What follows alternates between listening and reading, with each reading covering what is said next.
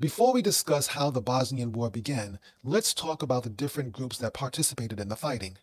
There were four broad groups of fighters: Serbians, Croatians, Muslims, and international forces. Let's begin with the Serbians.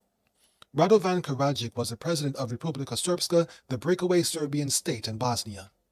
As president, Radovan Karadzic was the Serbian Armed Forces commander-in-chief in Bosnia. Therefore, he bore much of the responsibility for the atrocities they committed. Another important figure was Ratko Mladic, the commander of the Serbian Armed Forces in Bosnia. The official name of these armed forces was Vojska Republika Srpska, or simply VRS. The VRS received support, weapons, and supplies from the JNA, or Jugoslavska Narodna Armija. This was Yugoslavia's official military. There was also the Republic of Serbian Krajina, the breakaway Serbian state in Croatia. And then there were Arkan's Tigers. This was a Serbian paramilitary force made up of volunteers. Led by an international gangster named Arkan, the Tigers operated in both Bosnia and Croatia, fighting alongside the JNA and the VRS. Now on to the Croats. In Bosnia, Hrvatsko Vijeće obrane, HVO, or the Croatian Defense Council, was the main military force for the Bosnian Croats. Hrvatska Vojska, or HV, was the Croatian Republic's official military. HVO and HV often worked together. And now, on to the Muslims. The Muslims' forces in Bosnia could be divided into three groups: local Bosniaks, foreign fighters, and Muslim rebels. Let's first discuss the locals. The leader of Bosnia at the time was its president, Alija Izetbegović. Alija Izetbegović was born in Bosanski Samac in what is now Republika Srpska. His family descended from an Ottoman aristocrat named Izetbeg, based in Belgrade. However, the family fell from grace when Serbia became independent. Even at a young age, Izetbegović was politically active. While still a teenager, he joined a group called Mladi Muslimani. Mladi Muslimani wanted to blend Islamic principles with modern government practices. In 1970, he ran afoul of the law when he published his manifesto Islamska Deklaracija, or Islamic Declaration. In this manifesto, Izetbegović discussed how Islam, politics, and society can work together. He also argued that an Islamic society could modernize, but that modernization must be based on the Quran. Josip Tito's communist government banned his book before throwing him in prison. Years later, in 1983, Izetbegović was imprisoned again, this time accused of plotting an Islamic revolution. He would spend 5 years behind bars. The leaders of Republika Srpska justified their rebellion by accusing Izetbegović of wanting to turn Bosnia into an Islamic republic similar to Iran. But in reality, all Izetbegović wanted was a modern Bosnian state that preserved its Islamic heritage. The primary Bosnian force was ARBIH, Armija Republike Bosne I Herzegovina, the official armed forces of Bosnia and Herzegovina. In addition to the local fighters, hundreds, perhaps even thousands of international Muslim volunteers, or Mujahideen, operated in Bosnia. An estimated 900 Muslim veterans of the Soviet-Afghan War came to fight in Bosnia. Some nations, such as Saudi Arabia and Iran, were rumored to have secretly sent fighters into Bosnia. Due to the secretive nature of these operations, it is impossible to know exactly how many international Mujahideen fought in Bosnia.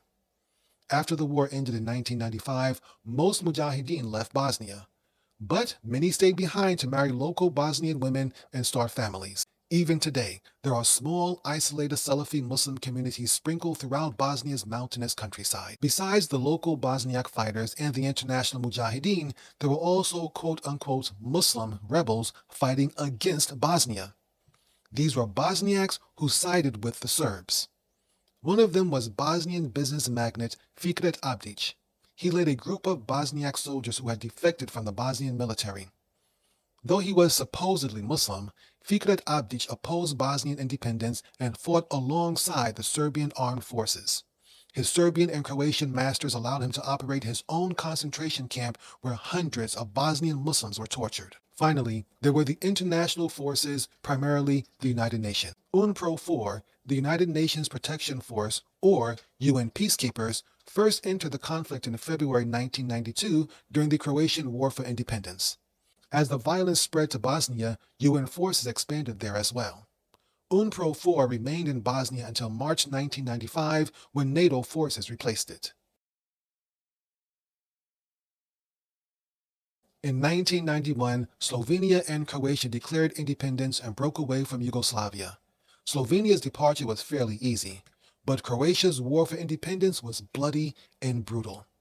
Bosnian President Alija Izetbegović was still undecided about leaving Yugoslavia.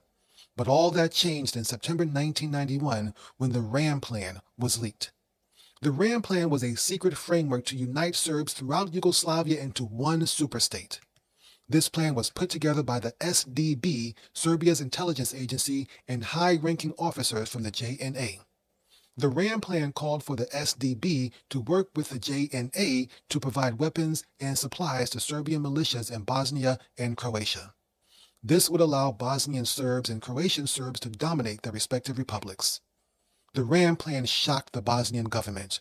From that point forward, President Alija Izetbegović began moving towards independence. In September 1991, with tensions in Bosnia mounting, the United Nations Security Council invoked Chapter 7 of the UN Charter. This gave the United Nations the authority to take action to maintain world peace. Then, the Security Council did something so irresponsible that it is beyond belief. The Security Council passed Resolution 713 implementing an arms embargo on Yugoslavia. The exact wording of this death sentence went as follows. Under Chapter 7 of the Charter of the United Nations, that all states shall, for the purposes of establishing peace and stability in Yugoslavia, immediately implement a general and complete embargo on all deliveries of weapons and military equipment to Yugoslavia until the Council decides otherwise, following consultation between the Secretary-General and the government of Yugoslavia. Despite this ridiculous resolution, Bosnia continued to move towards independence from Yugoslavia. Bosnia's parliament announced a referendum to vote on independence. Voting began on February 29, 1992, and ended on March 1, 1992. The results were clear. 93% voted to leave Yugoslavia. Everyone was afraid this would happen. Yet, everyone knew this would happen. And now that it happened, everyone was afraid of what would happen next. Slovenia got out of Yugoslavia with a 10-day war. Croatia left after 4 months of intense fighting and thousands of deaths and still needed UN troops to keep the Serbian forces at bay. What would happen in Bosnia? On April 1, 1992, several Bosnian Serb militant groups, including Arkan's Tigers, converged on Bijeljina, a city in northeast Bosnia along the Serbian border. Despite its proximity to Serbia, Bijeljina was predominantly Bosniak. However, Republika Srpska wanted this city as its regional capital, so the Muslims had to go. The local Bosniaks had a small, disorganized militia, but were no match for the Serbian forces backed by the JNA. Once the Muslim resistance was defeated, the Serbians initiated a process of cultural elimination in Bijeljina. Bosniak intellectuals, businessmen, and artists in Bijeljina were arrested and exiled. Before leaving, the Bosniaks had to sign away their homes and property. Then, the Serbian forces destroyed most of the mosques and non-Orthodox churches in Bijeljina.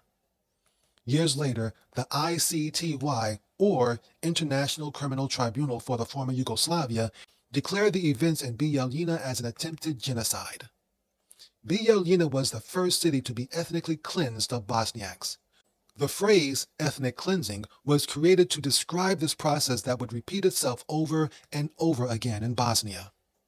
On April 6, 1992, the United States and the European Economic Community recognized Bosnia and Herzegovina's independence. That same day, Serbian artillery began shelling Sarajevo. Sarajevo would remain under siege for 3 years, the most prolonged siege in modern military history.